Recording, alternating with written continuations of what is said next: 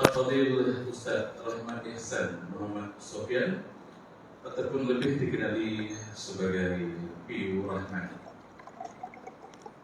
Seringkas tentang Ustaz, beliau merupakan yang kita tahu yaitu finalis pencetus rumah di Astro Oasis. Saya rasa disitulah berbulu yang beliau dikenali ramai. Dan beliau juga host tetap Zul Aulad iaitu TV Al-Hijrah, host tetap Al-Wihdan TV Al-Hijrah juga, host tetap Coffee with Mufti TV Al-Hijrah, panel Al-Fikrah Jakim, host tetap Ruang Seni Bina Islam RTM, host tetap Ummati Astro Oasis, host tetap mesyuarat tingkat kawasan Tiri. Kalau tak betul itu salah. Cukup dah tu. Baik, sebelum kita teruskan dengan tazkirah Ustaz, sesempat sikit bantu Ustaz beri saya. Sila. Masya Allah. Mencari tiba siang antara bawah sarang burung tempur. Salam sembah berbuka bicara. Selamat datang di Rahmatan semua. Masya Allah. Buah mengguru banyak serat minyak zaitun dari Gujarat. Jika hidupmu terasa berat, peganglah agama era-era. Dan satu lagi Ustaz terakhir. Sila. Nabi kita berakhlak tinggi, diikuti umatnya sehingga kini. Marilah kawan belajar mengaji, agar damai selalu di hati. Masya Allah. Tanpa menaikkan musik itu sedikit Ustaz. Tak kenal maka tak cinta. Sudah kenal jangan jatuh cinta. Kerana saya sudah berpunya. Saya ini milik Allah yang Esa. Bismillah, alhamdulillah. Alhamdulillahi rabbil alamin. Wassalatu ala rasulillah wa ala alihi wa ashabihi ajma'in. Allahumma nawwil qulubana binuri hidayatik kama nawwalkal arda binuri syamsika abadan abada birahmatika ya arhamar rahimin. Ya Allah, seperti mana Engkau kumpulkan kami pada hari ini, Engkau kumpulkanlah kami ke dalam syurga-Mu. Amin. Ya Allah, seperti mana Engkau kumpulkan kami pada hari ini, Engkau kumpulkanlah kami bersama baginda Nabi SAW di Telaga Kautsar. Amin. Minum daripada tangan baginda air Telaga Kautsar yang akan menghilangkan dahaga kami selama-lamanya. Amin. Amin ya rabbal alamin. Assalamualaikum warahmatullahi wabarakatuh. Waalaikumsalam. Allah selalu jawab salam lemah ya. Kata guru saya almarhum Tuan Guru Ismail Kamus, satu hari tu saya pun duduk macam tuan-tuan perempuan, saya penuntut ilmu dan masih lagi penuntut ilmu. Cuma nak cerita almarhum ceramah, saya duduk tempat tuan-tuan perempuan. Hari tu almarhum bagi salam dan kami semua macam tuan-tuan lah, jawab salam lemah longlai tak larat. Maka almarhum buat satu lawak, dia kata apa? Kalau jawab salam slow, lemah longlai tak larat, itu tanda-tanda tak lama lagi nak meninggal dunia. Saya bangun tuan-tuan, saya angkat tangan lah, bukan bangun angkat tangan. Saya kata, Ustaz, gurau ke betul? Almarhum kata, ya gurau dan betul. Sebab pada lafaz salam, sin lam alif mim adalah essence of our religion, intipati agama kita. Kalau tuan-tuan perasan ejaan salam sin lam alif mim ditambah alif di hadapan, itulah Islam. Sebab itu bila Nabi sampai ke Madinah Al-Munawwarah, hadis yang cukup famous, cukup masyhur, mutawatir, semua para sahabat dengar. Nabi kata apa? Asyus salam, sebarkan salam. Sebab Islam adalah agama yang bila mana dia bertemu dengan Muslim yang lain, dia bertemu dengan mukmin yang lain, dia nak kebaikan pada orang itu.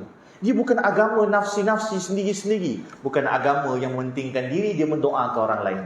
Dan salam, makna salam. Salam adalah doa kesejahteraan. Apa itu sejahtera tuan-tuan? Hanya Allah boleh bagi. Hanya Allah boleh bagi sejahtera tuan-tuan. Apa sejahtera? Alhamdulillah kita tak kena COVID lagi. Ataupun dah kena COVID kita survive. Itulah sejahtera. Ada alhamdulillah tubuh badan yang sihat sampai masjid Allah pilih jadi tetamu Allah. Itulah sejahtera. Ada suami yang boleh diharapkan, qawwamun 'alan nisa, yang boleh diharapkan oleh para wanita, bukan penagih dadah, bukan pencuri.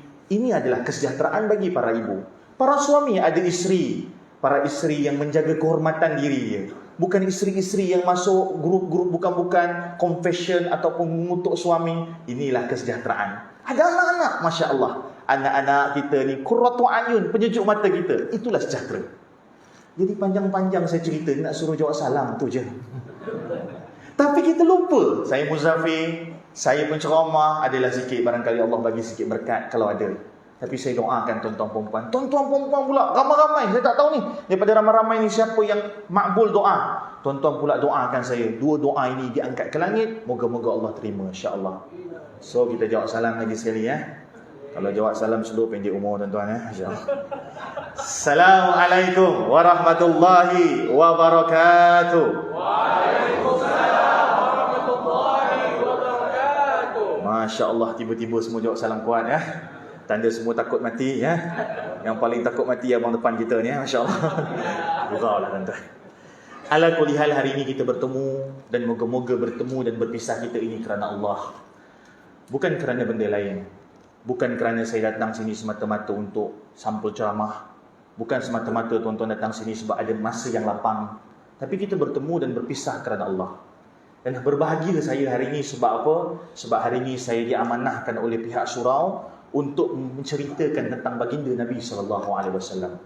Tuan-tuan, tertib ni tuan-tuan adalah identiti mazhab Syafi'i. Mazhab Syafi'i, kita mazhab Syafi'i lah rata-rata. Yang ada mazhab lain silakanlah, saya tak bertanggungjawab. Tapi Nusantara mazhab Syafi'i.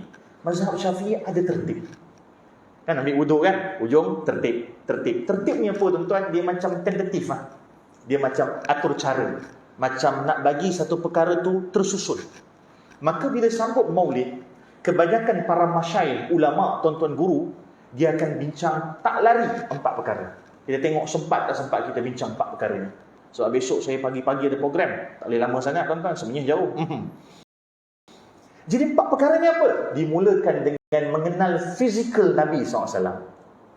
Ustaz, kenal lah fizikal Nabi. Kalau tuan-tuan betul kenal fizikal Nabi, percayalah, tuan-tuan belum kenal lagi. Sebab kami yang mengaji ni, tuan-tuan juga mengaji. Cuma nak kata kami yang serius ni, yang betul-betul bagi masa lebih ni, kami juga hari demi hari, lagi-lagi saya pergi ceramah sekolah. Saya suka ceramah sekolah sebab budak-budak sekolah ni suka tanya soalan pelik-pelik. AJK masjid ke, surau ke, habis ceramah saya kata ada soalan. Biasanya tak ada tuan-tuan. InsyaAllah, biasa tak ada. Tapi kalau sekolah, budak-budak akan tanya soalan. Dan bila saya cerita pasal fizikal Nabi, yang biasanya kita akan bincang dalam kerangka Syama'il Muhammadiyah, ada satu soalan yang sangat bagus yang daripada pelajar sekolah Kebangsaan Putrajaya Perisin 1, 9/1.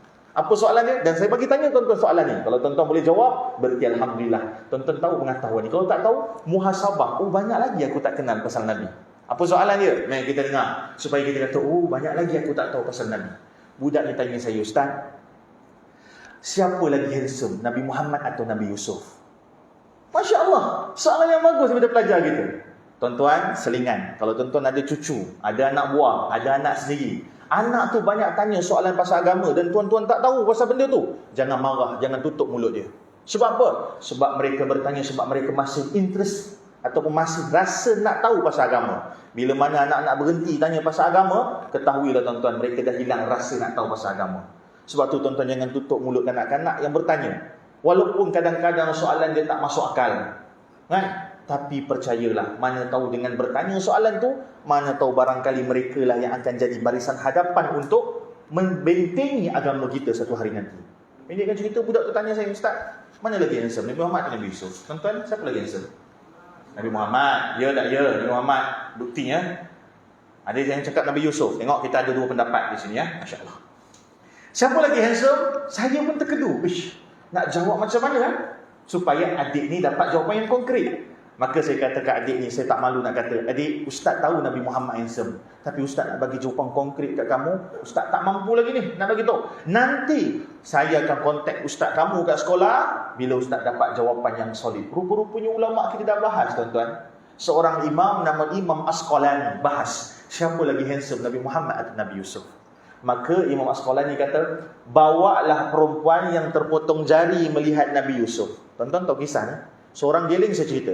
Ada yang geling. Tak apa. Seorang geling tak apa, kita ulang gaji sikit. Tuan-tuan, Nabi Yusuf ni handsome betul.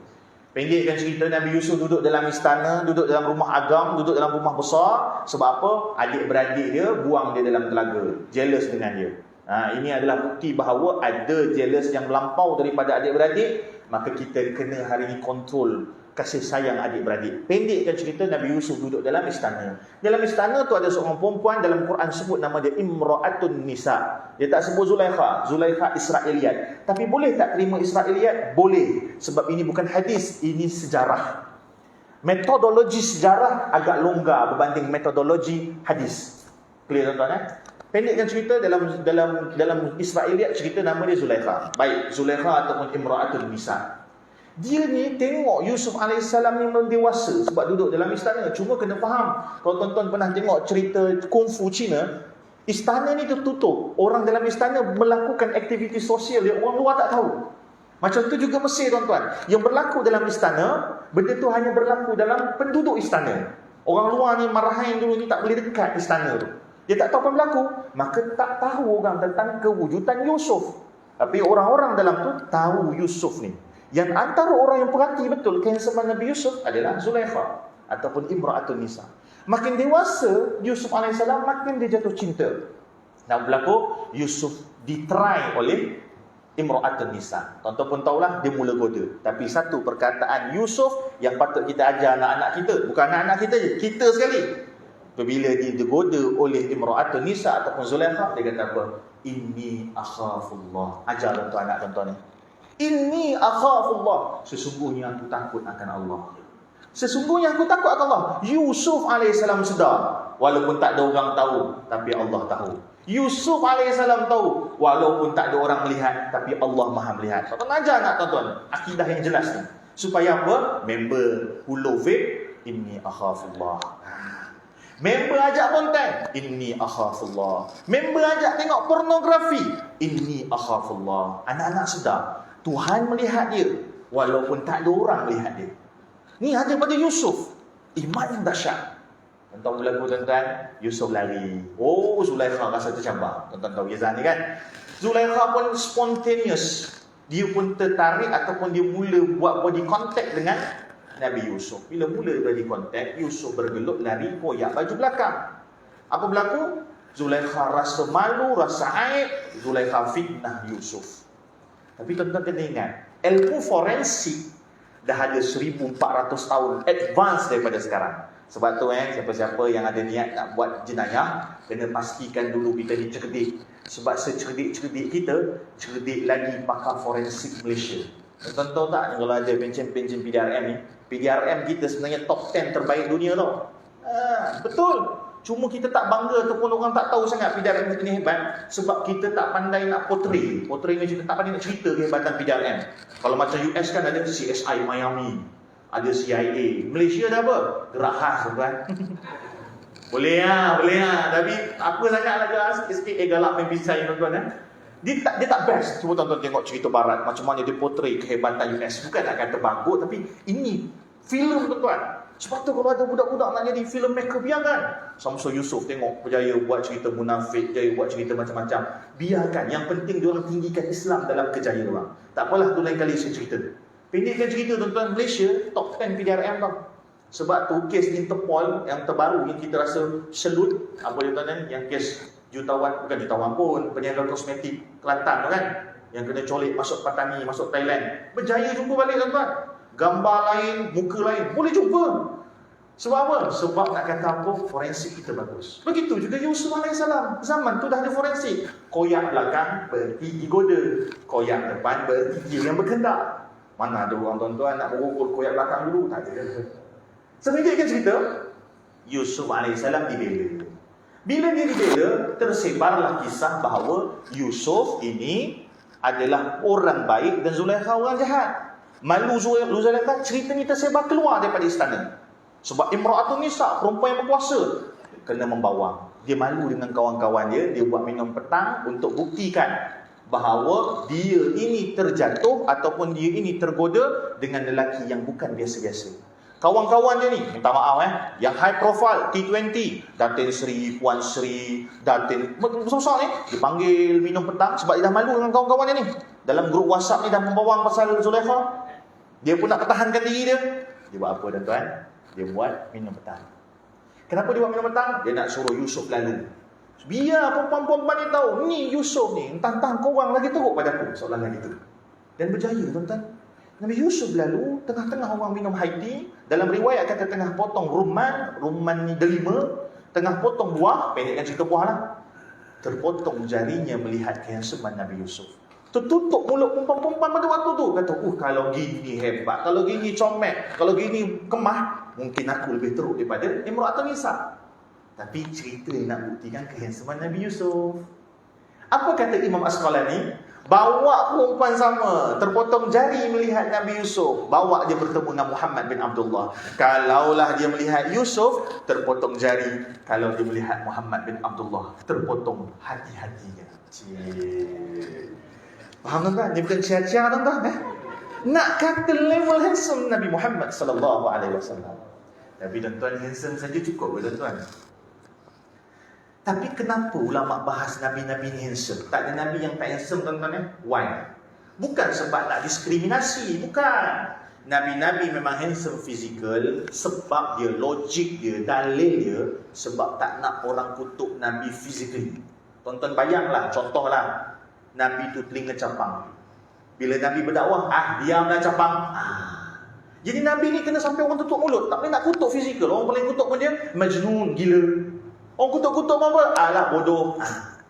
Dia tak boleh nak kutuk fizikal. Sebab tu Nabi-Nabi memang handsome. Ini fakta. Bukan kebanyakan. Semualah Nabi-Nabi handsome. Sebab tu, kalau digombak, alamak ada live, minta maaf orang gombak. Gombak paling banyak orang mengaku Nabi tuan-tuan. Jabatan kami Sembilan, orang tahu. Gombak, minta maaf orang gombak. Selamat tuan-tuan. Sebenarnya Alhamdulillah, pahala dia. Gombak ni paling banyak orang mengaku Nabi. Banyaklah dia punya kultus-kultus. Maksudnya apa nama tim ni. Banyak mengaku Nabi. Benda pertama tuan-tuan, kalau orang tu mengaku Nabi, tengok dulu muka. Kalau muka pecah rumah, tolak lah tuan-tuan. Kalau muka rumah tak siap, tolak tu. First dulu. Tu yang pertama. Kedua, tengok pandai bahasa Arab tak. Mengaku Imam Mahdi tak pandai bahasa Arab. Teruk tuan-tuan. Dia nak kata apa? Kita kena tengok dulu. Kenal Nabi supaya kita kenal siapakah dia Imam Mahdi. Sebab terlampau ramai orang klaim hari ni dia keturunan tu, dia keturunan ni. Risau kita tuan-tuan. Orang menggunakan benda tu untuk kepentingan diri dia. Pandang boleh cerita. Tapi tuan-tuan, kehansaman Nabi tu tuan-tuan, baru satu cerita yang nak cerita. Banyak cerita pasal bukan kehansaman fizikal Nabi. Adakah Nabi selesa pakai penutup kepala? Apakah ini yang Piu Rahmat pakai? Rahmat pakai ikutlah, nak panggil siapa? Apakah ini? Apakah serban? Apakah baju Nabi? Adakah Piu Rahmat pakai separuh, setengah. Pasal setengah adakah dalam sunnah Nabi? Jadi persoalan-persoalan ni tak mampu saya rungkaikan satu persatu di sini. Tetapi kalau tuan-tuan ada masa, tuan-tuan kena tekad dalam diri. Saya ulang, kena tekad dalam diri. Sebelum aku meninggal, sebelum aku mati, aku nak khatam kitab Syama'il Muhammadiyah. Saya ulang, Syama'il Muhammadiyah cerita tentang physically, cerita macam mana Nabi tu. Dan percayalah, dia tak boleh diceritakan dalam satu kuliah touch and go macam ni. Kuliah yang umum macam ni. Tuan-tuan panggil seorang ustaz yang betul-betul dah khatam kitab Syama'il Muhammadiyah. Panggil datang surau tuan-tuan perempuan. Ambil satu hari, contoh nak hari Isnin, hari Khamis, ikut hari Sabtu. Tuan-tuan minta untuk dia baca kitab Syama'il Muhammadiyah. Seminggu sekali panggil seorang ustaz. Biarlah dia ceramah tak sedap, tak ada punchline.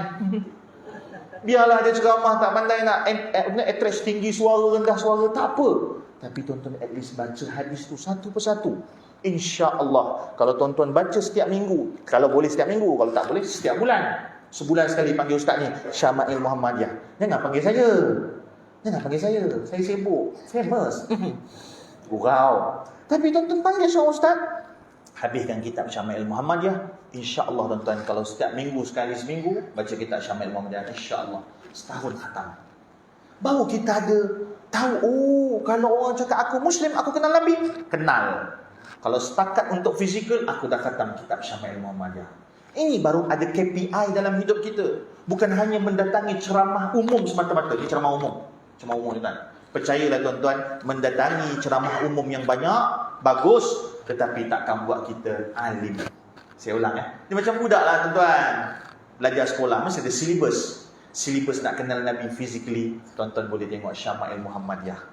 Di dalam tu ada cerita tentang uban Nabi berapa, rambut Nabi sikat macam mana. Banyak cara tuan-tuan Nabi sikat rambut. Oh, sekarang budak-budak sekarang semua kata, oh, rambut nak blur panjang sebab nak ikut Nabi. Dia blur panjang sebab nak nampak gangster, bukan nak ikut Nabi. Kalau betul nak ikut Nabi, saya kerat. Sebab apa? Ada juga cerita Nabi sikat rambut pendek. Jadi macam mana? Jadi supaya kita hari ini betul-betul kena Nabi. Adakah Nabi sekarang pakai kopiah ataupun serban? Tak juga. Kalau tak macam mana para sahabat nampak Nabi sikat rambut macam mana? Macam mana perut Nabi? Kan? Jadi benda-benda ni ada diceritakan dalam Syama'il Muhammadiyah. Macam mana kulit Nabi? Kulit Nabi ni putih ke? Sawo matang ke? Hidung Nabi macam ni? Hidung jambu ke? Jadi semua tu dalam Syama'il Muhammadiyah. Tuan-tuan, sebagai penutup untuk bab pertama dalam tertib dalam maulid, yakni mengenali Nabi secara fizikally, saya nak tutup dengan satu kisah seorang sahabat nama Jabir bin Samurah. Jabir bin Samurah. Ini seorang sahabat, tuan-tuan, Masya Allah, luar biasa. Ada Kelantan sini? Kelantan. Orang Kelantan dia tak boleh dengar nama Jabir. Dia ingat nama plastik, tuan-tuan. Jabir. Saya selingan lah, tuan-tuan. Selingan lah. Tak boleh straight sangat, tuan-tuan. Saya pergi Kelantan masa banjir Bah Kuning. Saya bukan Kelantan. Ayo ramai orang ingat saya orang Kelantan. Tak apa lah. Saya pergi Kelantan masa banjir kuning besar tu. Saya duduk Kelantan lebih kurang 2 minggu, setengah bulan. Saya memang suka betul benda-benda kemanusiaan, kebajikan ni. Sebab apa? Pada waktu tu saya rasa bahawa yang saya tak hanya ceramah di meja kuliah lah.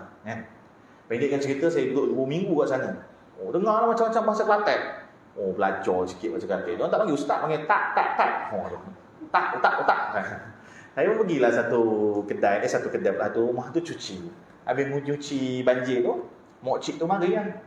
Mari makan ustaz, makan ustaz. Saya pun kenyang. Saya kata tak apa makcik, tak apa. Oh, mak apa ustaz tak makan ustaz? Ustaz tak berahi ke? Oh, berahi saya tu. Kita automatik orang pantai barat ni, pantai barat ayalah, rasa macam oh, dok berahi benda macam ni. Cari ustaz, betul tuan-tuan, sebenarnya bahasa Kelantan dok berahi tu betul. Bila kita belajar dalam bab nafsu bukan semua benda buruk. Sebab tu ada nafsu mutmainnah, nafsu lawamah, ni bab lain lah. Cuma nak kata bahasa Kelantan ni unik. Tuan-tuan tak ada nafsu datang kuliah, tuan-tuan confirm duduk rumah sekarang. Berarti boleh ada namanya nafsu yang baik. Nafsu mutmainnah, ya Allah berikan aku nafsu kehendak untuk melakukan amal soleh. Ya Allah bagi aku rasa nak buat amal soleh. Ya Allah bagi aku rasa berlari nak solat tahajud. Jadi bila Jabir, saya teringat lah masa tu saya tengah packing barang kan, masukkan coklat, masukkan goodies bag kan. Lepas tu mokcik ustaz, tolong ambil Jabir ustaz. Jabir. Bukan Jabir, dia kata ustaz tolong ambil supit. Tolong ambil supit ustaz. Saya pun tak nak nampak bodoh sangat, saya ambil sudu kan bagi kan. Apa bagi sudip supit kan. Rupanya tuan-tuan supit Jabir benda yang sama, plastik tuan-tuan. Hebat Kelantan, supit rok-rak plastik juga. Jadi Jabir bin Samurah adalah seorang sahabat Nabi. Namanya begitu indah, tetapi barangkali tak sesuai lah kat Malaysia. Kenapa saya kata gini? Sebab ada nama-nama sahabat Nabi yang bagus, tetapi kita kena tengok konotasi setempat. Sebab tak nak nanti anak kita dipermainkan nama dia. Itu je. Jabir bin Samurah seorang sahabat Nabi.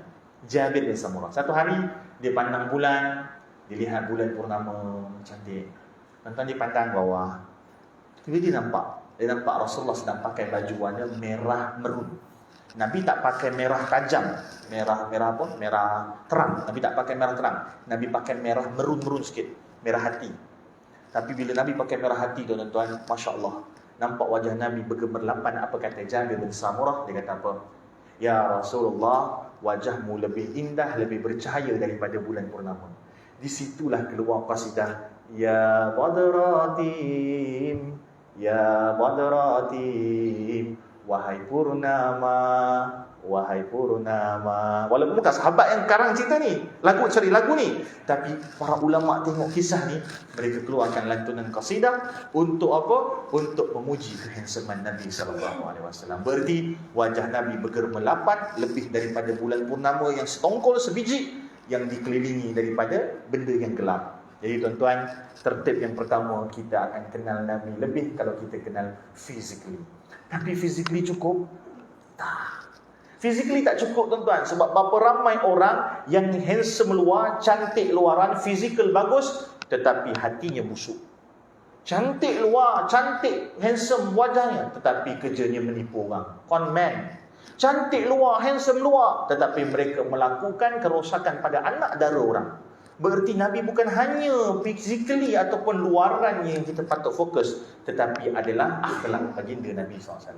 Maka tertib kedua kalau kita cerita tentang Nabi, kita kena pergi tak apa tidak, namanya akhlak Nabi. Dan akhlak Nabi ni kita boleh pada pergi nama kitab namanya Fiqhus Sirah. Tadi Syamil Muhammadiyah. Oh, lepas dah habis tahun Syamil Muhammadiyah, dah habis silibus dah. Alhamdulillah. Cari pula ustaz yang boleh ajar sirah Nabi, sebab kisah-kisah Nabi, kehebatan Nabi ada pada sirah. Dan antara sirah yang paling best bagi saya adalah Fiqhus Sirah Al-Syahid Syekh Ramadan Al-Buti, seorang ulama. Tuan-tuan perasan tak nama Ramadan Al-Buti ada gelaran Al-Syahid? Bukan senang tuan-tuan ya, nak dapat level Al-Syahid. Tapi Syekh Ramadan Al-Buti, ulama Syria yang Masya Allah, Tabarakallah, ketika dia ceramah, meja ceramah dia meletup. Ada bom? Tak ada, Alhamdulillah. Ni best Malaysia tuan-tuan ya. Banyak ulama-ulama Mesir, banyak ulama-ulama Syria. Ni kita kena kekalkan tuan-tuan ya, kena kekalkan. Saya cerita sikit lah. Ulama-ulama ni bila datang Malaysia, dia kata apa? Aku kagum dengan Malaysia 3 hal. Ini kita kena kekalkan tau. Yang pertama, keindahan Malaysia. Keindahan Malaysia. Kita bawa ulama-ulama ni, ulama-ulama Syam, ulama-ulama Mesir, kita bawa pergi Tasik Kenying, bawa pergi, dia kata negara kau ni jannah. Jannah. Tuan-tuan kalau belum pernah pergi Tasik Kenying, pergi. Saya bukan orang Terengganu tapi Tasik Kenying best. Sebab dia adalah adalah air tawar ataupun tasik buatan. Saya tak suka pergi pantai, masin. Dia mandi kat Tasik Kenying, best tuan. Bawa ulama ni houseboat, orang cantik lah negara. Tengok air terjun. Ada orang mana ada tuan-tuan. Saya pernah pergi umrah, pernah pergi Mesir, seronok Malaysia. Tapi ada satu ayat, Syekh ni dia kata apa? Negara kau ni luar biasa. Cantik dia, hebatnya negara kau, subur Allah bagi ni. Negara aku tanam pokok jadi tongkat. Tanam pokok jadi tongkat. Sebab apa? Kering tuan-tuan. Tanam jadi kayu. Negara kau tanam kayu jadi pokok. Pokok ubi tuan-tuan. Nak kata apa dia diseronok dengan Malaysia. Sebab tu tuan-tuan jagalah keindahan alam. Seorang ulama ni, Syekh Solah dia beritahu saya, dia kata apa? Dosa besar dia kata. Dosa besar kalau kalian menghancurkan alam ini.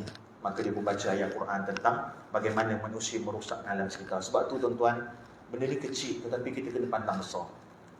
Dosa penebangan bala, dosa ambil bauksit, dosa benda-benda pencemaran alam, kita kena ambil penting tuan-tuan. Sebab apa? Ini adalah amanah Allah yang Allah bagi kepada kita. Selingan tuan-tuan. Yang kedua, ulama ni sebut aku suka sangat dengan Malaysia ni, bukan sahaja tentang luaran ataupun alam ini, tapi aku suka kalian ini adalah negara yang betul-betul aman. Kalian janganlah gadaikan keamanan ini. Sebab Syria satu ketika dahulu adalah negara yang sangat aman. Tetapi tuan-tuan kena faham, orang Syria ni adalah selembut-lembut orang Arab. Orang Arab kasar tuan-tuan. Siapa yang pernah pergi umrah tahu berapa kali kena siku dengan orang Arab kan? Nak pergi tawaf, macam-macam lah. Perangai lah orang Pakistan pun kasar. Tuan-tuan, orang Syria ni kalau tengok tiba-tiba lembut je, itu orang Syria lah. Dan kata bila aku tengok orang Malaysia, aku tengok kalian Malaysia adalah lembut. Dan kalian lebih lembut daripada Indonesia. Macam tu juga kan, kita Nusantara sama. Minta maaf saya pun ada keturunan Malaysia, tak masalah. Bila pergi nak cerita, bukan nak bezakan Indonesia-Malaysia, tapi Indonesia memang ada sikit kasar. Ada sikit kasar. Hai Malaysia korang ni lembut. Teringat aku Syria. Jadi kekalkanlah keamanan kalian. Sebab Syria yang dahulunya aman, sekarang jadi padang jarak, padang terkukur. Dan antaranya menyebabkan Syekh Ramadan Al-Buti syahid sebab ada ekstremisme. Jangan kita ekstrem. Saya tak kisah tuan-tuan nak ambil pendapat mana, baca Yasin malam Jumaat ke, baca Kahfi malam Jumaat, buatlah, tapi jangan bergaduh. Ni nak PRU, maaf saya utama cerita politik, belakang tuan-tuan warna apa ikutlah. Saya geng pelangi tuan-tuan LGBT kan, gurau. Tuan-tuan nak warna hijau ke, warna biru ke, warna oranye ke, jangan sampai perpecahan berlaku dalam negara kita. Jangan ekstrim. Bila ekstrim tuan-tuan, itu yang jadi pada Syekh Ramadan Al-Buti. Syekh Ramadan Al-Buti tegur, akhirnya dibuk. Apa tak cerita? Jadi serius pula ceramah Syahid Syekh Rahman Al-Budi tulis satu kitab namanya Fiqhus Sirah, dan itu akan cerita kisah-kisah sirah Nabi yang boleh jadi pengajaran untuk kita. Dan antara banyak-banyak kisah yang menunjukkan akhlak Nabi, saya nak bawa dua kisah insya-Allah, kisah yang memang luar biasa dan moga-moga saya dapat sampaikan dengan baik, yakni kisah Nabi SAW memaafkan penduduk Taif. Barangkali tuan-tuan dah tahu cerita ini. Izinkan saya ulang dan ulang sebab apa? Kisah Nabi dan Taif ini bukan satu kisah yang biasa-biasa. Tuan-tuan tahu kan, umat Islam dah kena henyak, Abu Bakar As-Siddiq kena pukul, Bilal bin Rabah cedera, Sumayyah syahid. Banyak berlaku pada umat Islam, dan Nabi SAW nak cari satu tempat yang boleh terima umat Islam. Tuan-tuan kena ingat, hijrah yang pertama bukan hijrah Madinah Al-Munawwarah. Hijrah yang pertama berlaku di Habsyah. Habsyah sekarang kalau ikut peta dunia di Ethiopia. Ethiopia sudah sampai, negara Afrika. Raja Najasyi kulit dia hitam. Orang-orang sana adalah Kristian Ortodoks, Kristian lama, Old Testament. Tuan-tuan kalau pergi Ethiopia, satu hari kalau tuan-tuan dapat sampai, kalau tuan-tuan nak pergi Afrika, naik Ethiopia Airline, confirm transit di Ethiopia. Itulah Habsyah. Di sana tuan-tuan akan nampak perempuan tutup aurat, pakai tudung labuh, pakai baju macam jubah, tetapi dia bukan Muslim, tapi dia lah rahib-rahib wanita ataupun sister. Bukan sister pakai ketat lagi, dia yang lebih dahsyat. Tuan-tuan tahu apa berlaku? Nabi bukan sahaja duduk diam ketika berlakunya perlawanan umat Islam dengan Quraisy, Nabi juga mencari tempat untuk Nabi betul-betul menegakkan negara Islam. Nabi pergi ke Taif dan Nabi hantar Ja'far bin Abi Talib pergi ke mana? Pergi ke Habsyah. Apa yang kita boleh belajar daripada kisah ini? Ini Syekh Ramadan Al-Budi saya sambung. Syekh Ramadan Al-Budi beritahu, jika mainlah satu-satu tempat kalian itu menyebabkan buruknya pada diri kalian. Jadi contoh, minta maaf semua tuan-tuan duduk dekat satu pejabat, tuan-tuan duduk dekat satu organisasi, tuan-tuan duduk dalam satu qaryah. Qaryah itu, minta maaf saya sebut, toksik. Pejabat itu toksik. Bukan namanya melarikan diri kalau tuan-tuan tukar qaryah, tukar rumah, tukar pejabat. Bukan. Sebab tu tuan-tuan jangan marah kalau ada anak, hari ini minta maaf, anak berhenti kerja sebab dia rasa tertekan dekat tempat kerja. Ada mungkin dia mengada-ngada, tapi kalau betul sampai dia rasa bahawa keselamatan dirinya, keselamatan imannya hari ini terancam, bila dia tukar kerja itu bukan melarikan diri. Begitu juga kita hari ini, contoh, ada satu orang yang di hari dekat tempat tu, memang tempat tu kalau dia duduk, dia akan cenderung untuk melakukan maksiat. Larikanlah diri, keluarlah dari tempat itu bukan pelarian. Sebab Nabi juga buat benda sama. Nabi bukan pengecut, Nabi bukan pelari, tapi Nabi fikir tentang masalah yang besar. So Nabi pergi hantar Ja'far bin Abi Talib. Dah masuk waktu ke? Oh, dah masuk waktu. Kita bagi lalu untuk azan Isya dulu Nanti kita sambung, insya-Allah kita habis pukul 11 insya-Allah Tafadhal Muazzin, silakan.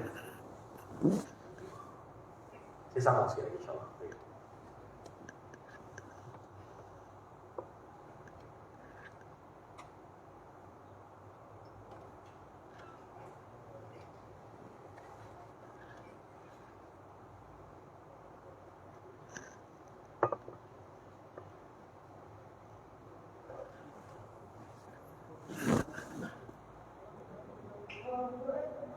Allahu Akbar.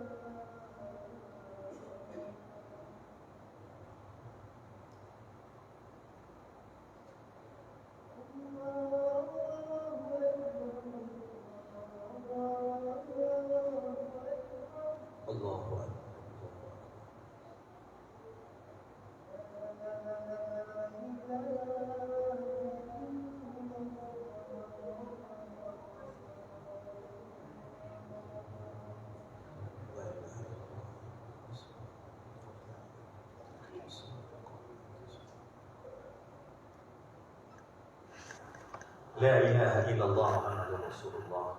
Allahumma salli ala Sayyidina Muhammad wa ala ali Sayyidina Muhammad. Tuan-tuan, saya nak bawakan satu kehebatan kitab fiqh sirah yang akan buat kita terfikir, wah, ini hebat kita. Tuan-tuan tahu peristiwa Isra wal Mi'raj yang Nabi diangkat oleh Allah untuk naik ke langit untuk dapat bersyariatan salat.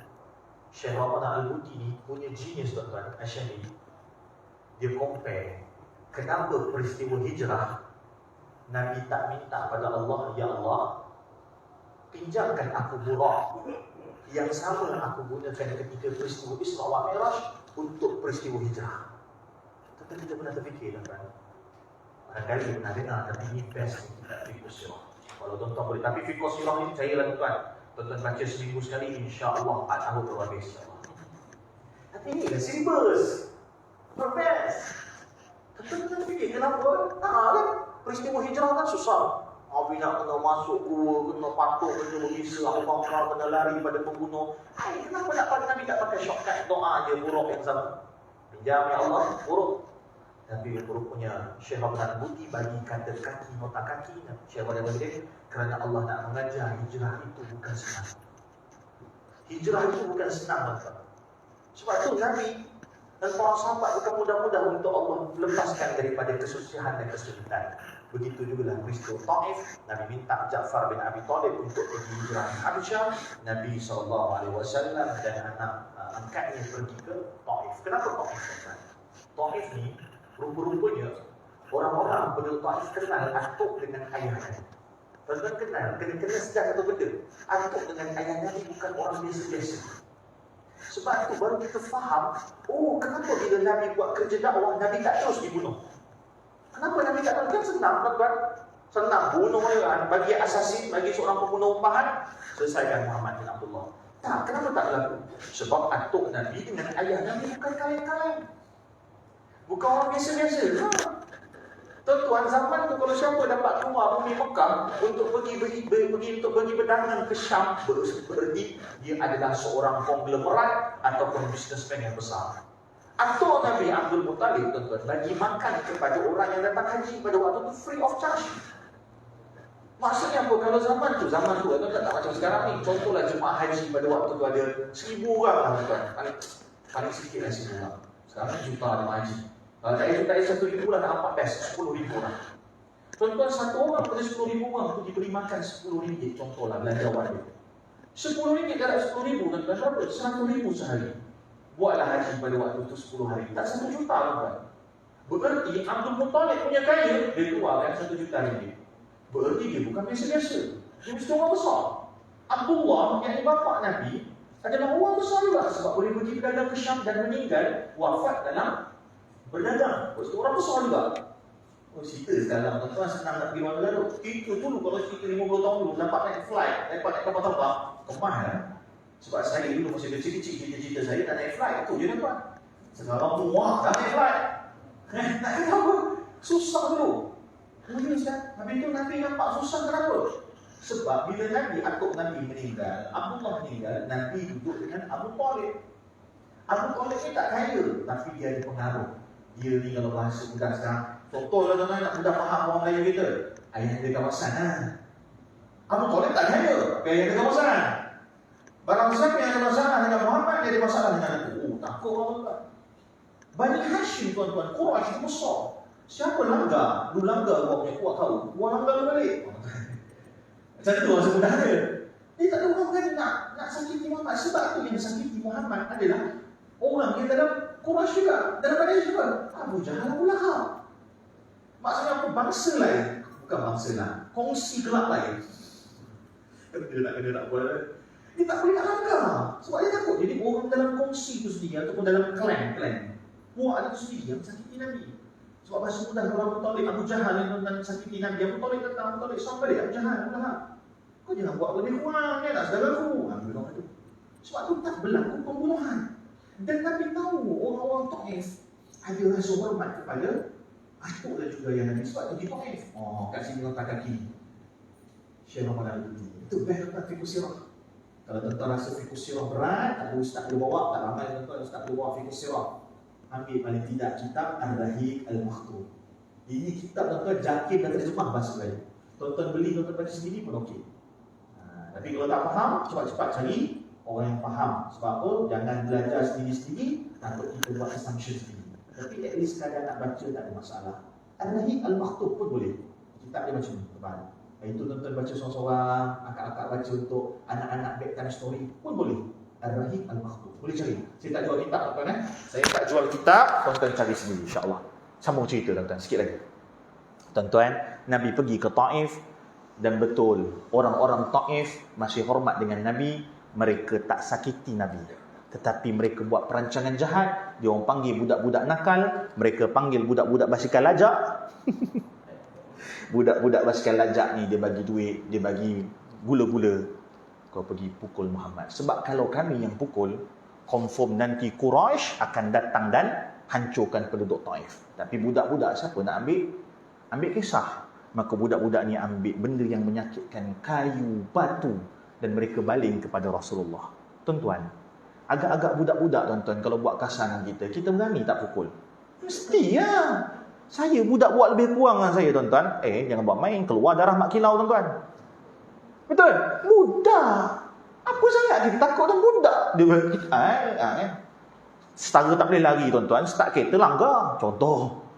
Nak kata tuan-tuan, takkan Nabi tak berani nak sakiti budak tu?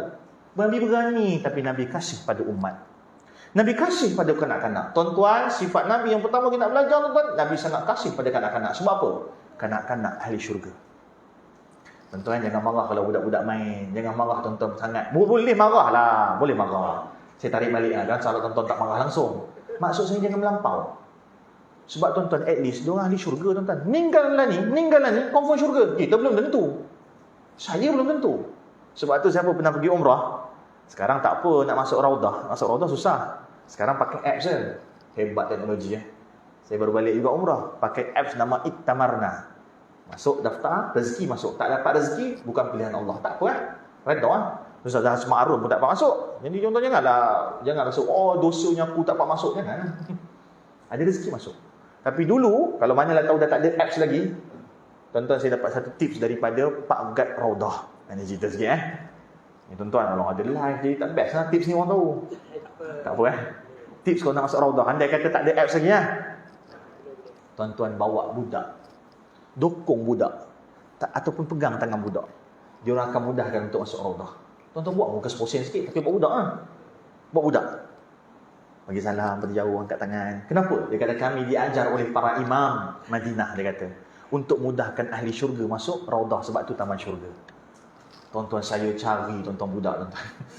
Lepas Pak Gad tu kita saya cari tuan-tuan. Mana jemaah saya? Seorang tengah bawa budak. Nama budak tu Abdullah. Anak kawan saya, Ustaz Syahrizan. Ni cerita betul.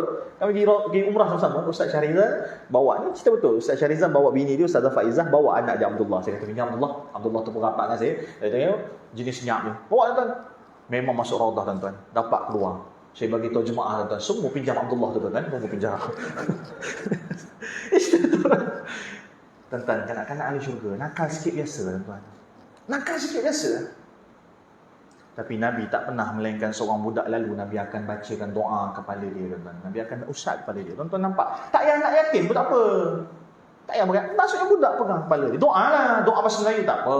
Tapi doa yang Nabi selalu baca, Allahumma faqihna fid din wa alimna ta'wil. Ya Allah bagi dia kefahaman agama. Tuan-tuan, ya Allah jadikan budak ni kebanggaan mak ayah dia. Budak tu biar budak tak pernah faham baca ni pegang kepala aku kan. Tak pun tuan-tuan buat sunnah. Doa. Tuan-tuan, Nabi tak nak pukul budak-budak, Nabi lari. Takkanlah Nabi tak berani nak pukul, Nabi sayang budak-budak. Tapi tuan-tuan, budak-budak rasa seronok. Orang dewasa lagi. Makin kejar, makin bantai, makin perkara besar laku. Berdarah lutut, peha, pipi Nabi. Sampai riwayat bagi tuan-tuan, kasut Nabi, kasut kulit tuan-tuan, penuh dengan darah. Sampai bila Nabi lari, berkocak banyaknya darah yang keluar. Nabi doa tuan-tuan, doa yang cukup hiba. Nabi kata pada Allah, ya Allah, aku tak tahu ke mana diriku akan dicampakkan kepada musuh yang akan menghancurkan atau kepada orang-orang yang akan mengangkat aku. Aku serahkan kepadamu ya Allah. Tuan-tuan, kena ajar diri kita dengan ahli keluarga kita tawakal yang cukup besar. Bapa tak tahu ni, abi tak tahu ni, ayah tak tahu masa depan kamu. Ayah serahkan masa depan kamu kepada Allah, biar Allah putuskan masa depan kamu sebaik-baiknya. Ayah tak tahu profesi apa yang terbaik pada kamu bang, kamu juga tak tahu. Tapi kita serahkan pada Allah. Sebab kita tahu tuan-tuan, kita duk berkendak anak kita jadi doktor. Rupa-rupanya bila jadi doktor, dia stres barangkali. Kita banyak doa untuk serahkan urusan kita ni pada Allah. Usaha tak usaha. Nabi doa macam tu tuan-tuan, bergegar arsy Allah. Pendekkan cerita tuan-tuan, turun malaikat Jibril dan malaikat yang menjaga gunung Jabal Uhud. Datang minta izin pada Nabi, ya Rasulullah, izinkan aku angkat gunung Uhud, hentak, lepaskan penduduk Taif sebab berlaku khianat menyakiti engkau wahai Rasulullah.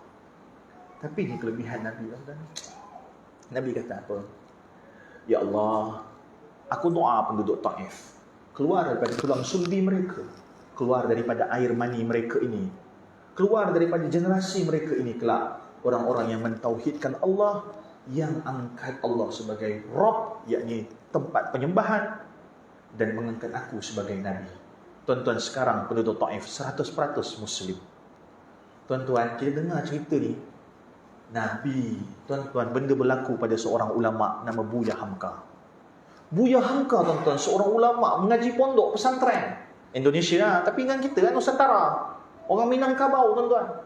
Buya Hamka tuan-tuan, pejuang kemerdekaan macam Mak Kilau.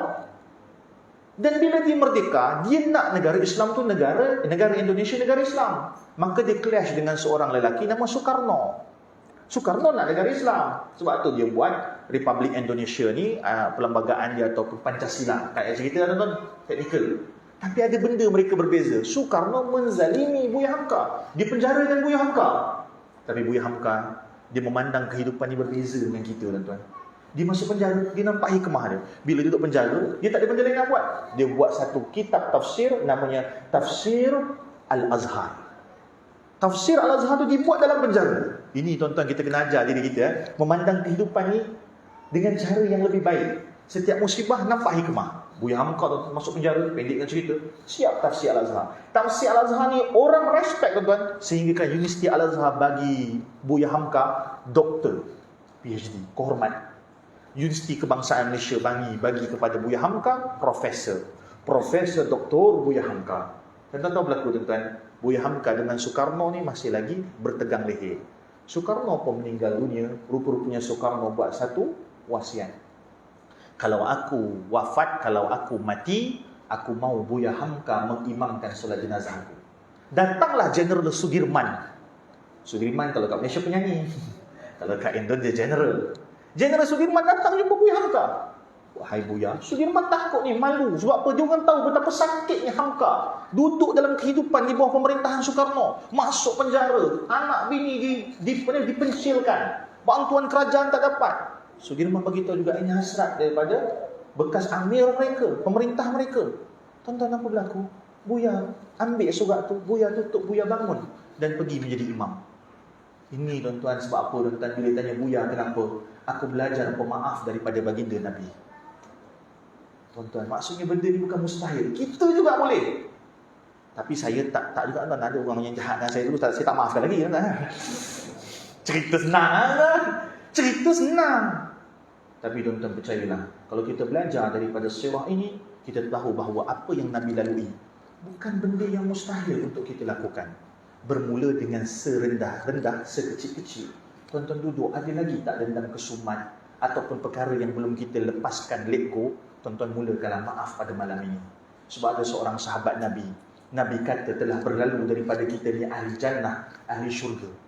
Terkejut para sahabat yang lalu ni ahli jannah, sedangkan dia bukan sahabat yang utama. Bukan Uthman bin Affan, bukan Abdul Rahman bin Auf. Sahabat yang bukan siapa-siapa. Sahabat Nabi ada 124,000 tuan-tuan. Banyak riwayat khilaf lah. Maksudnya ramai. Kalau parlimen tu 100,000 lebih tak? Besar. Seorang sahabat Nabi kata ahli jannah. Sahabat lain semua pergi check apa amalan ni. Sedekah biasa, solat biasa. Maksud biasa ni macam dia orang juga kan. Rupanya satu malam tuan-tuan, sahabat ni pergi rumah sahabat ni, tidur kat rumah sahabat, nak tengok qiyamul lail macam mana. Qiyamul Lail pun biasa. Jam member. Apa amalan sahabat ni? Akhirnya tanya sendiri. Wahai fulan bin fulan, apa amalan kau yang buatkan kau ni jadi ahli jannah? Ahli syurga. Nangis member. Aku tak tahu. Tapi ada satu amalan yang aku tak pernah tinggal. Sebelum aku tidur, aku memaafkan orang lain dan aku minta ampun pada Allah atas kesalahan aku. Tuan-tuan, belajarlah memaafkan dan melepaskan. Ia nasihat untuk diri saya juga. Saya faham dalam kehidupan berapa kali orang menyakiti kita, tapi belajar daripada peristiwa Taif. Nabi memaafkan umat dan Nabi sayang akan umat. Tuan-tuan, masa kita tak banyak. Kita dah pergi kepada fizikal Nabi, dah pergi kepada sirah Nabi. Yang ketiga, tuan-tuan, tertib bila kita cerita maulid tak dapat tidak. Amalan sunnah apa yang kita nak ambil daripada Nabi? Kenapa? Guru saya, Ustaz Ismail Kamus pernah buat satu ayat yang bagi saya sentap lah. Dia kata apa? Tiap tahun sambut Maulidur Rasul, penceramah berubah-ubah, tajuk berubah-ubah, juadah makan berubah-ubah, engkau tak berubah-ubah. Faham anda? Sentap Tapi sebenarnya kalau kita rasa sentap, maksudnya masih ada iman.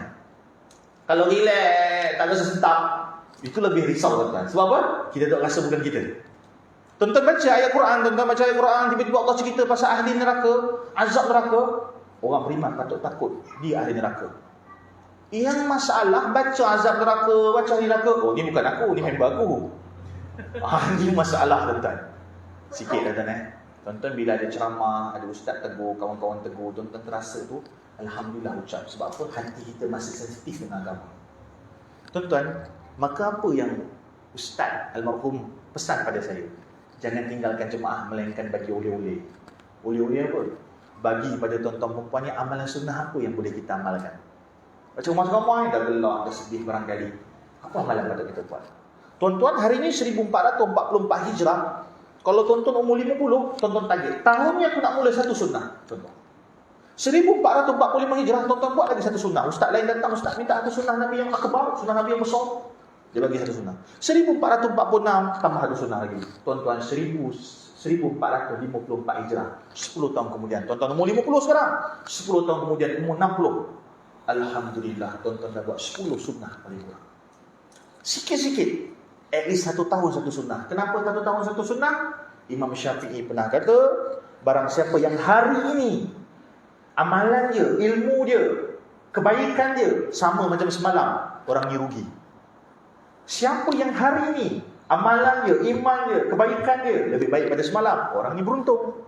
Siapa yang hari ini amal dia, iman dia lebih teruk pada semalam, orang ni celaka. Kita tak mampu, tuan-tuan, nak hari ini lebih baik pada semalam. Carilah. Saya juga tak mampu. Tapi kita boleh buat tahun ini yang lebih baik pada tahun yang lalu. Dengan apa? Letak penanda aras. Maulid Nabi. Tarikh ini, bulan Rabiul Awal 1444 Hijrah, 44 Hijrah, aku mula dengan satu amalan sunnah. Tahun depan aku tambah lagi insya-Allah. Paling tidak kalau umur 30, tahun depan umur 31 dah ada satu sunnah buat. 10 tahun 40 10 sunnah, 50 tahun 20 sunnah. Istiqamah yang penting. Jadi apa amalan? 3 amalan saya nak bagi wasiat pada tuan. Pertama, besok hari Isnin, kalau boleh puasa Isnin, itu luar biasa. Sebab Nabi banyak berpuasa pada hari Isnin.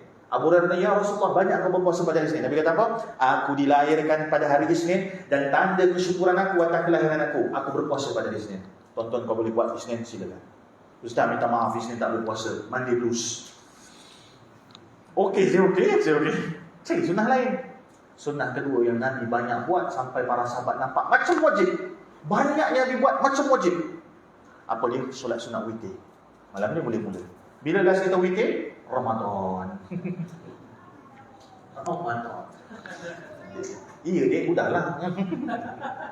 Disaji ulang cakap saya, tak apa. Tuan-tuan, mula malam ni witir. Boleh mula malam ni. Takkan tak tahu lagi witir. Witir, tuan-tuan. Nabi banyak buat sampai para sahabat ingat benda tu wajib. Witir. Tuan-tuan, yang ketiga, Nabi banyak puasa putih Yaumul Bid 13, 14, 15 hari bulan setiap bulan Islam. Ustaz nak tahu macam mana Ustaz? Minta seorang JK Surau, JK Masjid, download kalender JAKIM. Kita kena ikut JAKIM sebab dia berautoriti tempatan. Kena ingat, hal kalender, hal hisab, hal perubahan waktu, rujuk JAKIM. Tak belajarkah lagi kita isu raya awal? nampak bulan tu dekat negara kita, dekat negara lain tak nampak, maka JAKIM lah badan berautoriti.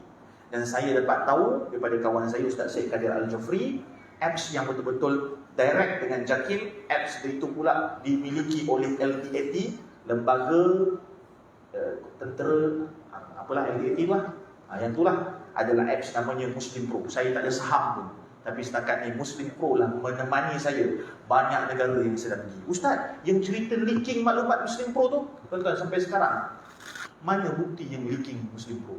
Mungkin pesaing dia saja. Sampai sekarang tak tahu siapa yang menyebarkan berita palsu. Sebab tu berita palsu ni sangat bahaya. Dan menghancurkan satu apps yang dimiliki oleh LTAT dan JAKIM memantau. Sebab tu best kalau tengok kiblat daripada Muslim Pro. Ini bukan promo berbayar, tak berbayar. Tapi Muslim Pro bagus, tuan-tuan nak tengok 13, 14, 15 tu pilih. Jadi saya wasiat kepada tuan-tuan, perempuan, 3 amalan. Kalau tuan-tuan mampu buat 3-3 tahun ni, Masya Allah, tabarakallah. Tak mampu 3-3, jangan tinggal semua. Tak mampu buat 3, buat 2. Tak mampu buat 2, buat 1. Tak mampu buat 1, kampankan dirimu, teruk sangat dah tu. Terang aku, takkan tak mampu kan. Oh, mana yang boleh, puasa macam nice. Sekarang pun tengah krisis ekonomi, puasa kan. Contoh, tuan-tuan silakan apa saja. 3, Ustaz 3-3 tak boleh. Tak apa, cari mana-mana amalan, dengar ceramah ustaz-ustaz dekat YouTube ke kan. Ustaz mana yang mungkin amalan tu mudah untuk kita lakukan. Contoh selawat 10 kali sehari ke. Contoh istighfar 10 kali. 10 tak boleh, Nabi istighfar 100 kali sehari. Carilah mana yang boleh kita mampu untuk lakukan tahun ini. Mula, jangan tunggu tahun depan, jangan tunggu nanti. Mula sekarang. Tuan-tuan, tertib yang ketiga adalah kita mengajar kepada tuan-tuan perempuan untuk melakukan amal sunnah. Dan yang terakhir, tuan-tuan, sebagai penutup. Tak ambil awal dah. Cukup ada yang banyak. Jemput lagi lain kali, bayaran lain. Faham? Saya kurang kan? Saya tak kisah apa bayaran. Betul? Tak nak tanya bayaran. Bagi banyak, Alhamdulillah. Bagi sikit tak datang lagi. Itu je. Saya kurang. Suka kan? Tuan-tuan, sebagai penutup, tuan-tuan, Nabi, tuan-tuan, sangat memandang kepada anak yatim, sangat memandang kepada ahli Quran. Nabi sangat suka bersedekah. Tak dapat tidak, saya nampak ada tabung sedekah ahli keluarga yang pergi meninggalkan, tuan-tuan, sedekah. Ada tabung surau sedekah. Cuma izinkan saya sikit, tuan-tuan, minta maaf. Saya diminta oleh guru kami untuk dapatkan dana untuk madrasah ni. Jadi saya ni permintaan guru, saya cuba makbulkanlah, kabulkanlah. Kalau siapa yang nak bersedekah, nanti tolong masuk dekat dalam. Siapa yang nak resit, boleh ambil resit. Siapa yang nak pengecualian cukai, boleh bersedekah. Madrasah kami ini 100% untuk anak yatim dan mengajar Al-Quran yang berada di Terengganu. Kita tak ambil iuran. Maka dia minta tolong pada saya, ustaz saya ni, tok guru saya minta tolong, maka tugas saya untuk menunaikan asal tok guru saya. Dia cakap bab sedekah, tuan-tuan, saya faham. Balik-balik sedekah. Tapi tuan-tuan, inilah Nabi SAW. Satu hari Nabi solat dan subuh. Habis solat subuh, Nabi tak sempat zikir, Nabi tak sempat apa. Nabi bangun, Nabi pergi rumah Nabi. Sahabat pelik. Habis solat, Nabi bangun. Rupanya Nabi keluarkan barangan yang Nabi dapat hadiah semalam daripada seorang utusan yang pembesar. Bagi Nabi hadiahkan Nabi tidak. Tuan-tuan, inilah Nabi yang tak pernah banyak harta daripada diri dia. Sebab tu para ustaz, saya tegur diri saya, para penceramah, malu kita kalau kita bermewah. Kalau kita ni memang betul-betul berceramah sepenuh masa. Kita tak kata salah, malu. Sebab Nabi ni orang kaya, tuan-tuan. Nabi pinang Sayyidatina Khadijah. Nabi pinang Sayyidatina Khadijah dengan hantaran, kalau kita ikut kitab Ar-Rahim Al-Maktum, dengan hantaran 1000 unta. Dalam riwayat yang kata 100. Tuan-tuan, satu unta sekarang RM10,000. Unta harga sekarang sama dengan unta harga dulu. Inflasi. Kambing sekarang sama dengan kambing dulu. Inflasi. Ini kan cerita, tuan-tuan, kalau RM10,000 harga ekor unta. Kalau 1,000 berarti hantaran Nabi berapa, tuan-tuan? Bayangkanlah. Darab lah, tak silap saya 10 juta. Hebat kaya Nabi. Tapi kenapa Nabi jadi miskin, Ustaz? Sebab Nabi jadi miskin, sebab Nabi buat kerja agama. Bukan saya suruh ustaz-ustaz semua kereta kalau boleh tu mati tengah jalan, bukan. Tapi maksud kat sini, malu tak kita dengan diri kita, dengan melihat baginda Nabi? Maka sedekahlah sedikit. Kalau bukan dengan saya, tak ada masalah.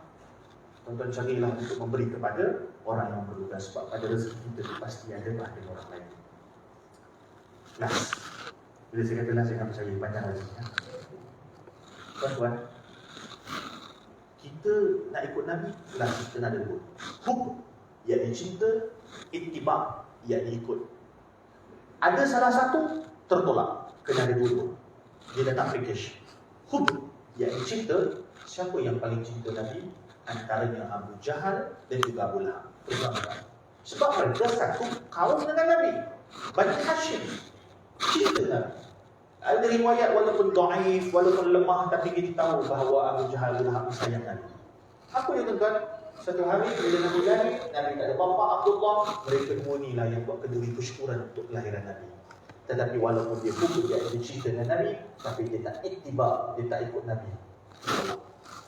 Kita ada orang ikut tapi tak cinta? Ada. Musailamah al-Ghazzab. Musailamah al-Ghazzab, bapa munafik. Solat belakang Nabi, ikut perang dengan Nabi, dia jihad. Tapi tak cinta pun Nabi. Pun tertolak. Maka tugas kita ada hukum dan ada iktibar, ada hukum. Cinta, saya percaya tuan pada cinta. Naikkan cinta itu. Macam mana cara? Dengan kisah Nabi, khatamkan kitab Nabi. Dan iktibar, cuba ikut apa yang Nabi lakukan. Sebanyak mana yang kita mampu lakukan. Allahu'alam berdoa, moga-moga kita ada hubub dan ada iktibar, insya-Allah. Apa yang baik datang kepada Allah, yang kurang baik juga datang daripada Allah.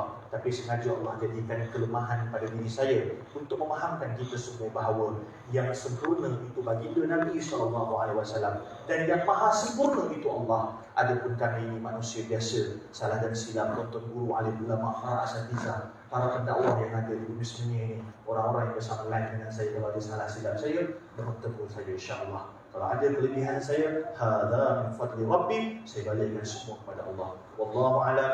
Kita tangguh majlis kita dengan tasbih kafarah dan surah Al-Asr. Subhanakallahumma wa bihamdika asyhadu an la ilaha illa anta astaghfiruka wa atubu ilaik. Wal 'asr innal insana lafi khusr illa alladhina amanu wa 'amilus shalihat wa tawassaw bil haqq wa tawassaw bis sabr. Saya rasa ramai lagi yang tak hafal tasbih kafarah. Nanti lepas ni belajar hafal, sebab ini sunnah Nabi. Lepas Nabi majlis mesti Nabi baca tasbih kafarah, dan Nabi janji siapa baca tasbih kafarah selepas majlis, orang itu diampunkan dosanya. Wallahu a'lam. Assalamualaikum warahmatullahi wabarakatuh.